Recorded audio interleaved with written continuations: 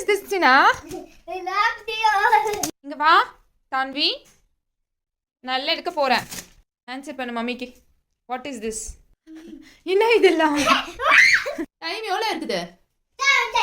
7:30 அது 1 AM சினோ. அப்பா எங்க? உங்க அப்பா கிட்டே சொல்றேன் இரு. ஆடா பாவிகளா, நீயும் மாட்டினியாடா? அவன் சிரிச்சிட்டு இருக்க, நீ விளையாடிட்டு இருக்க பட்டு.